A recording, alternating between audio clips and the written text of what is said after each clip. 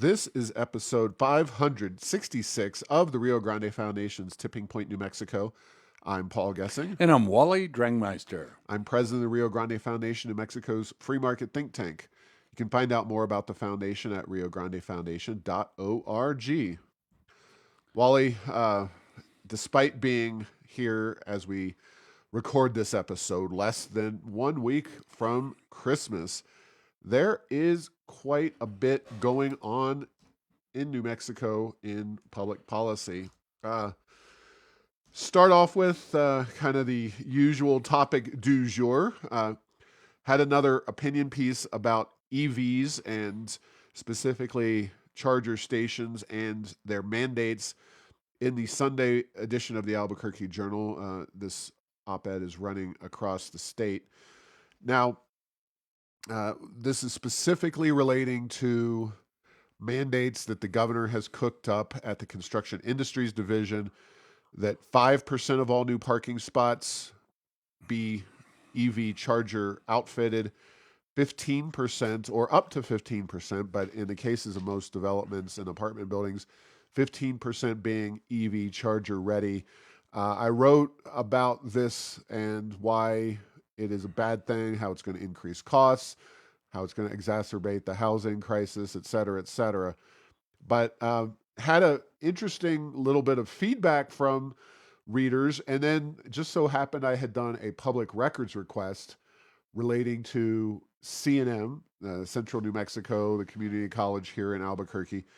So I cited the number 18,000 for a level 2 charging unit at these facilities, which was given to me by somebody involved in the negotiations with the CID, and it fits within basically the parameters of what a level 2 charging station is purported to cost these days.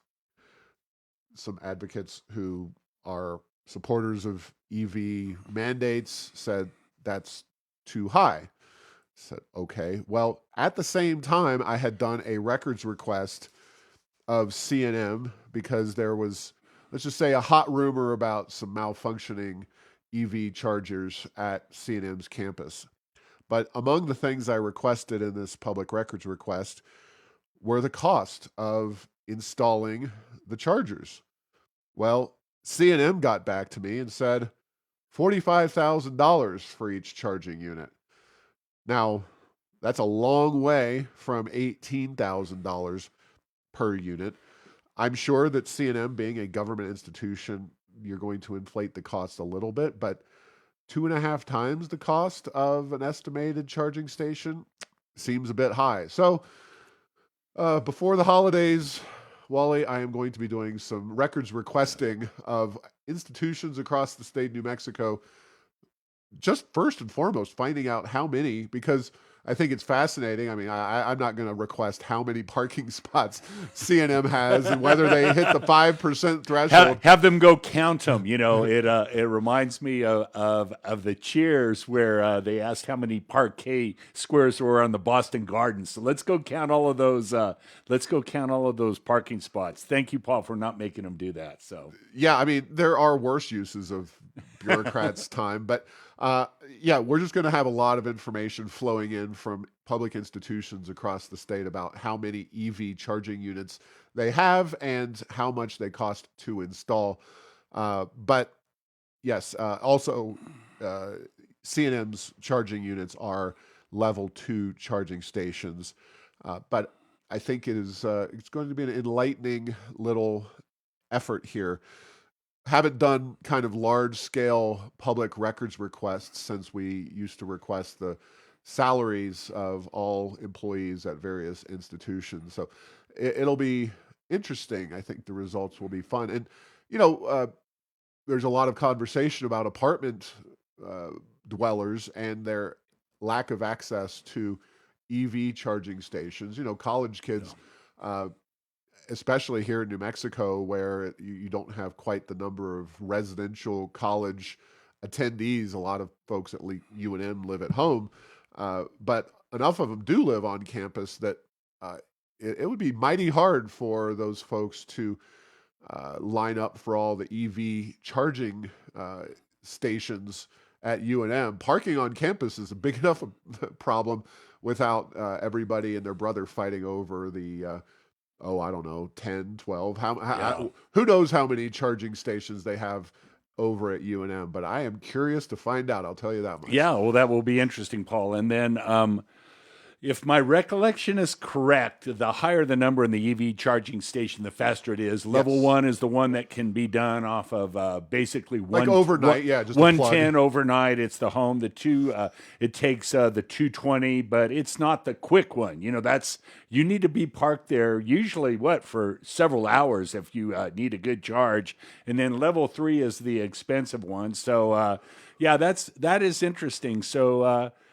Just like all things where the government does these random sort of regulations to put things in, what's the odds that we're going to have the right type of charging station at the right place and that it's going to be economical? I guess that's what you'll find out with some of your records requests here in the next several weeks. It'll be interesting to see. Absolutely. And the regulations being considered by the Construction Industries Division, those will be debated and discussed at a January 3rd meeting. I'll be there with bells on, but if you would like to comment against government mandate on these charging stations, you need to use our keepyourcarsinm.com site to add your name to that list of people opposed to the latest mandates by January 2nd. So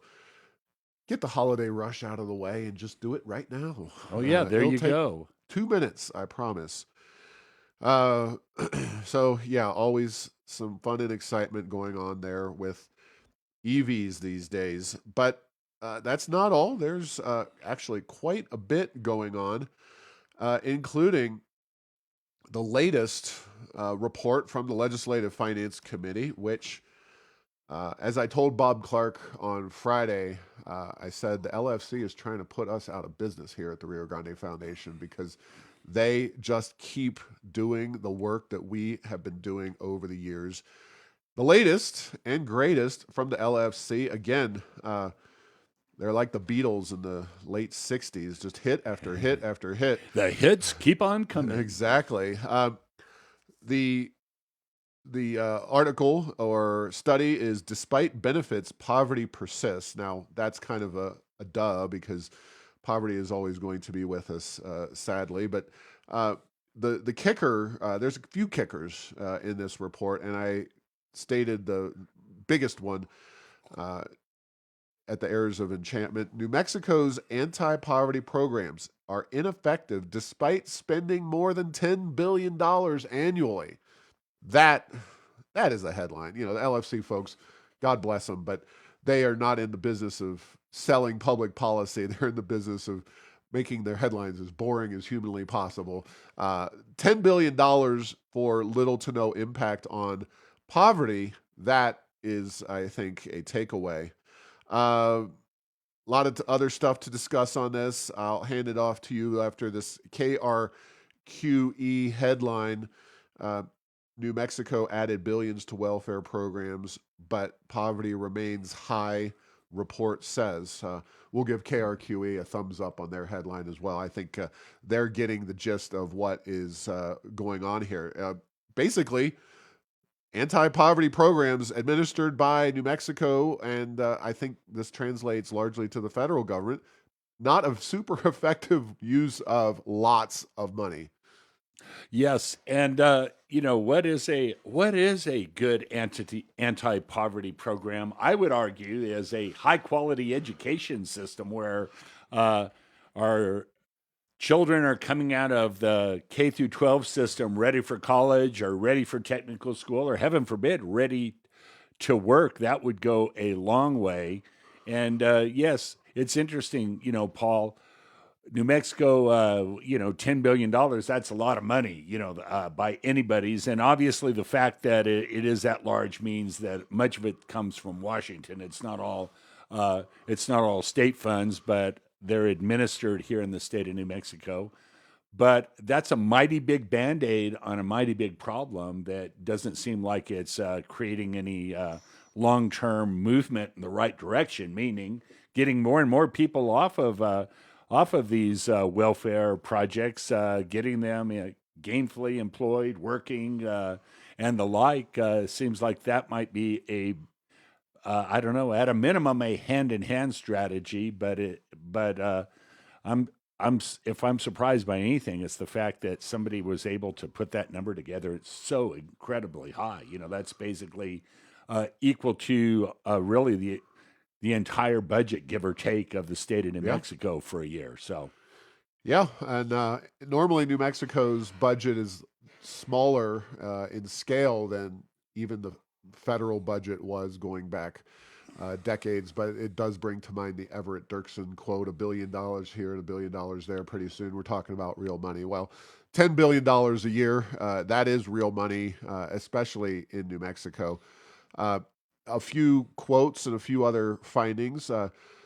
Large investment, this is a quote, large investments in income support like SNAP, Supplemental Nutrition Assistant Program, aka food stamps, aren't decreasing poverty in New Mexico. Further, LFC says the current structure of the state's benefits could be disincentivizing some from working full time or from trying to get higher paying jobs. Wow, say mind blown. Oh, say Yeah. it isn't so. Say it isn't so.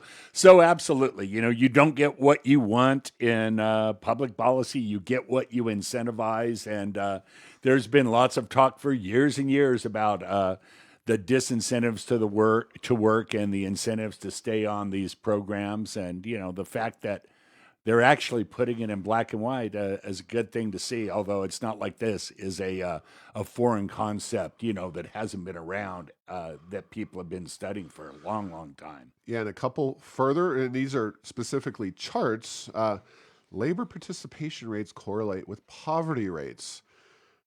In other words, if New Mexico wants to reduce poverty, it has to be through work, not welfare programs. Yet another mind blowing data point there. And it's not, you're right, this is all very common sense, but for the legislature and the government of the state of New Mexico to even acknowledge this, because for years and years and years, I mean, SNAP has been talked about as a economic development mechanism for the state of New Mexico, as has Medicaid and other government programs that are predominantly financed by the federal government. And you know, they do run some money through the state of New Mexico, but the same data or the same system that fails to get people out of poverty is the same thing that fails to get our state out of poverty, which is, yes, you can bring a bunch of money in with zero accountability, but that money goes out the door the very same instance. Instead, you have to build long-term wealth and steady income, and you do that by incentivizing and or engaging in the correct behaviors, i.e., as you said, getting an education, getting a full-time job, and sticking with it. Those are the ways. The Mandalorian, this is the way. Yes. And finally, one last chart for you. New Mexico's welfare programs are extremely generous. According to the LFC, they are the second most generous in the US of A. Only Vermont exceeds us. And there you go. So, really great study report from the LFC. And I think it would be great, although I highly doubt this gets much traction in Santa Fe. Yes, yeah, because they have a lot of money and let's just spend it. And so, Paul, you know, I think the thing that is starting to be clear is that the major systems that are government directed in New Mexico soak up a ton of money and are not producing very good results. And the three that come to mind for me is number one, education. Number two, we have these welfare programs. And then the other one that, you know, again, it made a lot of headlines for a while, but it's kind of the silent killer of New Mexico is our healthcare system and the lack of doctors and everything, and is it's getting to be the winter and the flu and everything comes along. This tends to become more noticed. So I don't know. We have a lot of money. I guess that's a good thing. But if we're putting more and more money into systems that are not functioning in a way that is doing what they want them to do, I'm not sure that that's a long term recipe for success. Ah, we have a lot of money. What a transition there, Wally. Just unbelievable. Well, yes, we have a lot of money, and that is the next story that we're going to discuss. Uh, the the story is from Morgan Lee of the Associated Press, and the headline. This was pretty consistent across media sources, although AP, stories they can have very different headlines based on the publication presenting the information. This is from KOAT 7, but again, it's very consistent. Number two oil producing U.S. state, New Mexico, braces for possible end to income bonanza. And really take issue with this approach. But before we start taking issue, let's get get the numbers lined up here. New Mexico, again, mentioned as the second leading producing state of oil, only to Texas. $3.5 billion general fund surplus for the year, next fiscal year. That is as compared to a $3.6 billion surplus from the year before. But of course, they spent $1.2 billion last year. So we're talking a much higher baseline. Therefore, you would, I think, argue that the oil and gas surplus situation is, if anything, accelerating under this paradigm. Here's the kicker, though, Wally. This is just another mind blower. You're going to have your listeners will have their mind blown repeatedly during this episode. The following may be a mind blower. The state will draw in a record-setting $13 billion from oil and gas, exceeding annual spending obligations by a third. So overall, see, this is one of the things that people don't realize is that oil and gas, in many ways, their budgetary numbers in the general fund are kind of, it's kind of like running a race with a lead weight around your neck, because a lot of the oil and gas money gets distributed into non-general fund related items, such as the permanent funds and the school systems, et cetera, et cetera. But $13 billion exceeding annual spending by 1/3. That is a huge amount of money. So what's the message? Oh, we're gonna not be using as much oil in a decade, and we're going to see a long-term steady decline, becoming a drag on revenue growth. I'm quoting from the article now. Well, and the key is revenue growth. It is at massive levels, basically 100% higher than historical averages. And so that's some big catastrophe that it may at some point in the future slow down a little bit. It's that seems to be a little hyperbole to me.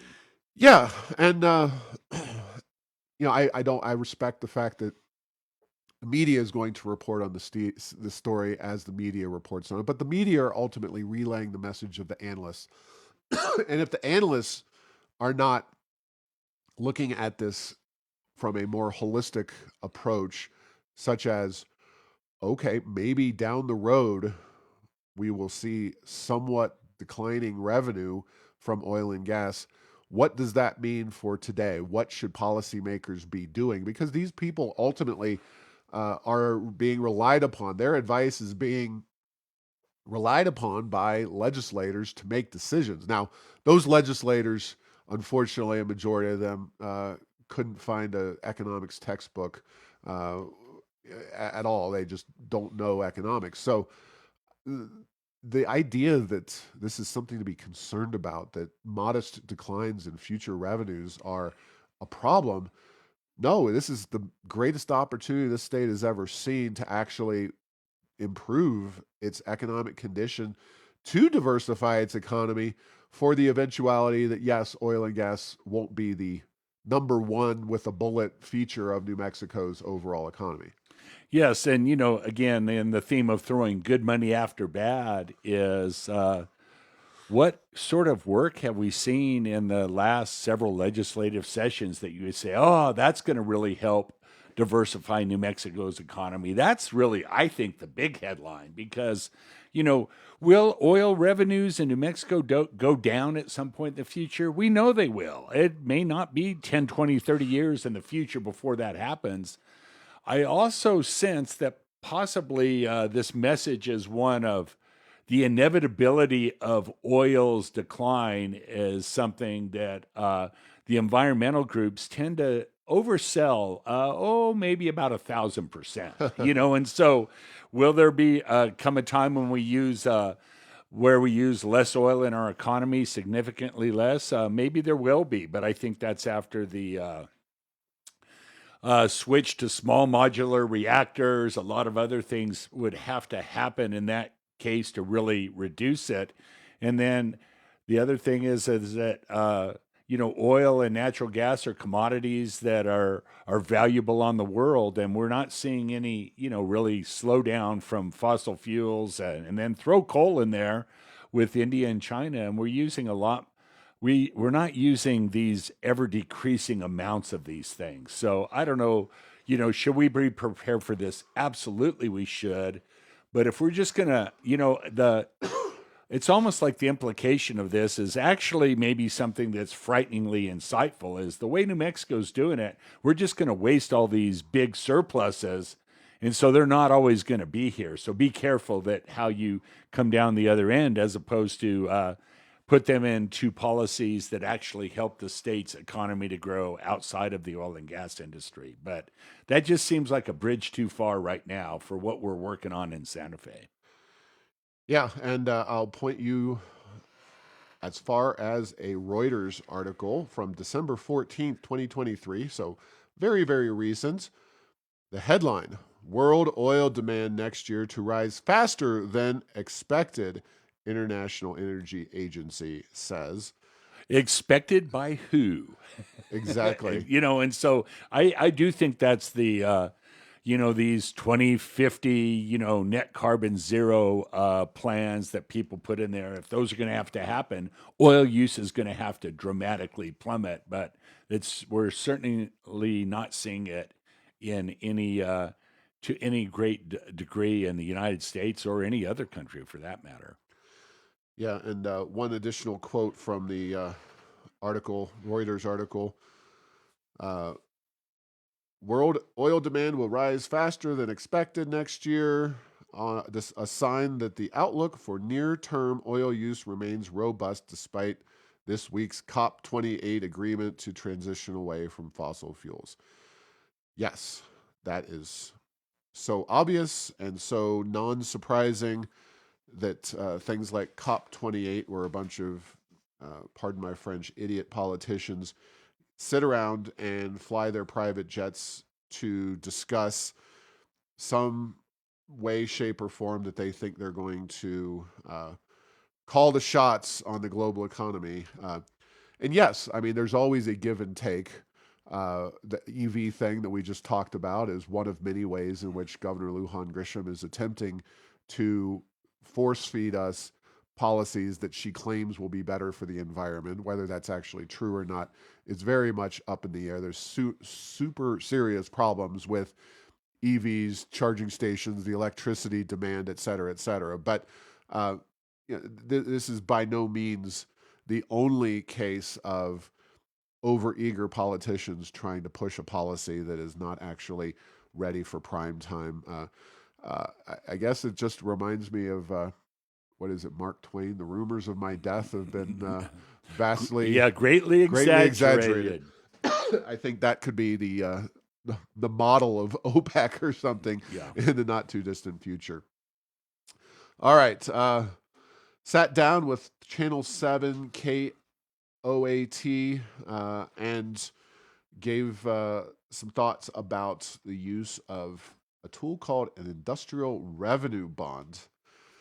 Now, Wally, we have way too many economic development incentives, excuse me, in our state. They are driven by the fact that based on our terrible policies and economic uh, incentives, the lack of economic incentives given our policies would mean New Mexico was singularly unattractive as a place to do business. So we give companies targeted benefits for the purposes of bringing them here. One of those programs is the industrial revenue bond system, and we are using this to fund or to allow the United Soccer Stadium to be constructed. But they went a little deeper. Channel 7 does a great job with these reports, and they wanted to dig a little deeper into what IRBs are all about. So IRBs are this tool that essentially gives a business, or the United in this case, Intel in previous years, a very generous property tax exemption, complete exemption, and exemption on GRT, although that's a little bit less defined. Generally speaking, there's a construction time period. After that, the GRT, gross receipts tax, will be charged. But this was used to bring the Intel facility in Rio Rancho to New Mexico. And while I definitely have heartburn about the approach of giving nearly 30 years of property tax exemptions to a multinational, very prosperous company, I think it is one of the great economic indeterminate questions that we have out there, Wally. Are we better off for having Intel with all of these incentives, or possibly not having Intel? Would the policymakers in Santa Fe have done a better job with the economic policies if they didn't have the easy choice of giving them, essentially buying them and bringing them here? It's an open question. But let's talk about IRBs. Well, and this is one of those, Paul. I guess my theme for today's episode is bad systems. And so, New Mexico has a cumbersome taxation system. We have an income tax. We have a horrendous gross receipts tax that is very anti-business. But yet we still want to bring businesses to our state. It's like, yeah, that's a good thing. And so we have a lot of things that I guess are designed to compensate for the bad underlying policies that we have with regard to taxation. And so would it be better if we just had a generically good system? I think it would be, but here's the thing is, Paul, if 1,000 businesses each add 5 employees, that's 5,000 employees that get added. But guess what? It's tough to do a ribbon cutting and a press release and a big celebration where politicians pat each other on the back if that's what happens. But boy, when you do these big companies that come to town or big projects like, the soccer stadium, which I don't know, that's a pretty weak one actually compared to even Intel. I guess what I'm saying is that is this really press release driven politics, and I think largely it is. And so if we're not going, so is it better to do that? I would say probably yes, but your point is you add the little complexity. If we didn't have IRBs, would we have had to adjust our overall approach to taxes and regulation to get companies like that to come here that could benefit a lot more businesses than just Intel? The answer to that is I certainly think so. I mean, that's if I were to put a big guess out there and an educated one at that, I think that all the economic development tools we have would be better if we didn't even need them because we'd restructure our regulations and our tax system in a better fashion for all businesses. Yeah, dittos to everything you say there. And the point I made to Channel 7 about the United was uh, whereas Intel is clearly base job in our economy, it is really the biggest manufacturing that we have in New Mexico in terms of where the products go outside the borders of New Mexico, also internationally. It is, oil and gas to me is not manufacturing. I don't think that's technically qualified as manufacturing. It's certainly in the mining department, but Intel is basically what passes for manufacturing in the state of New Mexico, and it definitely changed and transformed Rio Rancho. And I think it's a worthwhile political debate to have. However, when it comes to the United Soccer Stadium, there really is no justification for giving them a juicy IRB, a very generous industrial revenue bond. That being said, the facility, by the nature of being built on city land, wasn't going to pay property taxes anyway, which is one of the major subsidies associated with public land from the city. The main subsidization area was going to be on the construction side of things, and gross receipts tax that would have to be paid on building the stadium facility to begin with. So it's a unique case. It's one that the United are not going to be a significant economic impact on our state. They're not going to bring in large number of tourists in terms of the stadium and the team itself. So I think it's not ideal, but that's something that happens pretty much on a regular basis here in the city and the state, and something that could be changed. Yeah, and just from an employment point of view, Paul, there's if the website that I was reading about, New Mexico United's right, there's 23 players.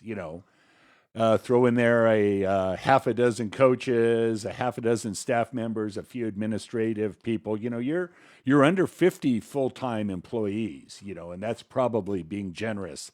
Certainly some part-time jobs the few times they play matches, but that's nothing like an Intel that has hundreds of employees making very good wages that are permanent type. Much less what's happening in other industries. So yeah, that New Mexico United, the key is that they weren't able to get a fully taxpayer funded in one fell swoop, but they're getting a lot of benefits in a lot of little areas. So combined, their incentive or their subsidy from the states looking pretty large. Yeah.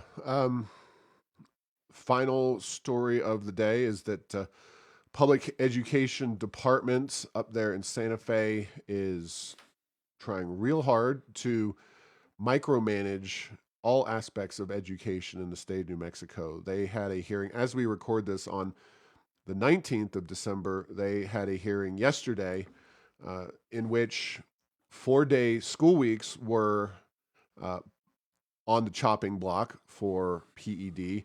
Rural areas that have had 4-day school weeks um, fought back and flooded the comments and flooded the room in opposition, saying, hey, when you're in a rural community, 4 days a week can work really well. It reduces that commuting time for the kids and the teachers and administrators. You can get things done, doctor's appointments and whatever. If you hit the hourly number that the state prescribes, they should be able to do a 4-day school week. So we'll see what happens, but I can assure you that there was a lot of pushback from these rural communities to PED. But this governor has proven not only to not care, but to specifically not care about rural New Mexico and their interests. So we will see how things shake out there. A second regulation that was discussed at the meeting yesterday was a complete revamping of the accreditation for non-public schools. Essentially, non-public schools have different accrediting entities that they work across the country with, that make sure that the schools, whether they're Catholic schools or Bosque or Academy, they have their own accrediting mechanisms, and they essentially work to make sure that the schools are hiring the right teachers, qualified teachers, teaching the right curriculum, et cetera, et cetera. PED is, at least as of the meeting yesterday and the regulations that they were pushing, attempting to take over directly their the regulatory process and accrediting process, which obviously very much a power play, very much something that, even though PED does not provide any real financial benefit to these schools, they're trying to take that power over for themselves. And I think that's very dangerous and problematic. It would be different if we were in, Arizona, where they have education savings accounts, and maybe the money flowing into those schools provided a impetus for additional state regulation in terms of the accrediting process. That's a different conversation. It's something that's not on the table here in New Mexico, the ESAs, et cetera. But very much yet another direct power play coming through PED, but we know the ultimate source is Governor Lujan Grisham.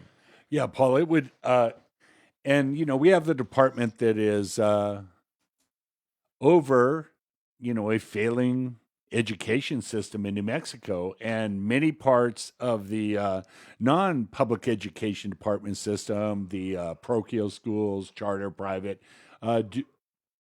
not all, but many of them are doing much better individually and on average than the public schools. And so it's a power grab, plain and simple, but not necessarily by an organization that's proven any standard of effectiveness, at least when you compare it to all the rest of the states in the United States.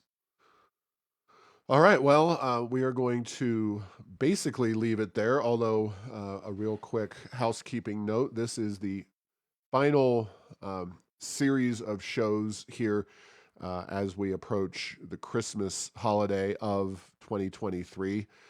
So we have a very special interview with former gubernatorial candidate Mark Ronchetti to be released later on this week, as well as this conversation. And we'll have that week off between Christmas and New Year's, and then we'll be right back at it for the 2024 year. And hard to believe, Wally, but we are within shouting distance of 2024, and we keep going strong here with this show. As we mentioned, this was 566, so don't know what we're going to do for episode 666, but we'll be here and continuing, and that, I guess, will come right about at the end of this next year. So, our next year's right before Christmas show will be episode 666. That's a little bit scary. Yeah. So, all right. Well, thanks for listening to this week's episode. Find all episodes at tippingpointsnm.com or at the Rio Grande Foundation's YouTube channel. Subscribe to this show at Apple, Stitcher, or tell Google Home to play Tipping Point New Mexico. Thanks to Path 3 Marketing for producing this show.